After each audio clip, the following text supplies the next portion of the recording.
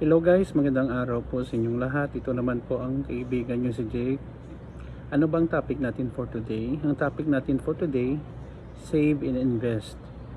Alam nyo guys, napakahirap ng buhay dito sa mundo kung hindi po tayo nagtitipid ng pera at nag-i-invest.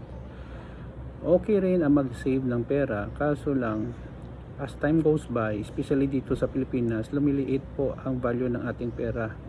Hindi po siya lumalaki kasi of inflation. Nagmamahal ang mga basic commodities katulad ng pagkain, bahay, mga bills tumataas, mga gamot, mga sasakyan, utilities at kung iba-iba pa. Alam ko hindi lahat sa atin ay negosyante, but mainam po na mag-invest din tayo. Ano po ang mga investment na sinasabi ko? Di ba nag-save tayo ng pera? Pwede natin ito itago sa bangko kahit maliit ang interest. Invest natin sa mga cooperative na yun ang ginagawa ko. Sa ngayon guys, member po ako ng 4 na cooperative dito sa Bacolod. So kahit paano, kumikita yan. Very safe, tax free pa po kung mag-invest kayo sa cooperative. So I highly encourage everyone to invest in cooperative.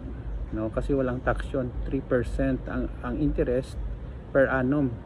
Ibig sabihin per year. Or kung gusto nyo talaga magnegosyo, even though there are risks in going to business, pwede rin para lumago po ang inyong savings, lumaki. Kasi guys, kung wala tayong nasave na pera, kung magkasakit tayo, wala tayong puhugutin at panggastos. Kung may gusto tayong bilhin na bagay katulad ng phone, bahay, pagkain na gusto natin kakainin, or gusto natin to have a vacation, wala tayong gagamitin kung wala tayong pera. Ang savings guys can be learned, but ang importante sa lahat guys is discipline. Kasi kung wala tayong discipline, hindi tayo makasave, hindi din tayo maka-invest, and mag-aral tayo. Kasi ang financial literacy guys ay pwedeng mapag-aralan. Magbasa tayo ng libro, manood tayo ng mga video tutorial sa YouTube or social media.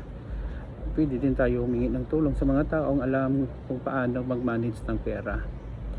So sana po ay nakatulong po ito, hindi lang po sa inyo kundi rin sa akin. Maraming salamat sa inyong pag-follow sa aking mga videos dito sa Facebook and my YouTube channel. So please follow me and please subscribe. See you in the next video guys. Ito naman po ang kaibigan niyo si Jake. Paalam. Thank you for watching and supporting all my videos.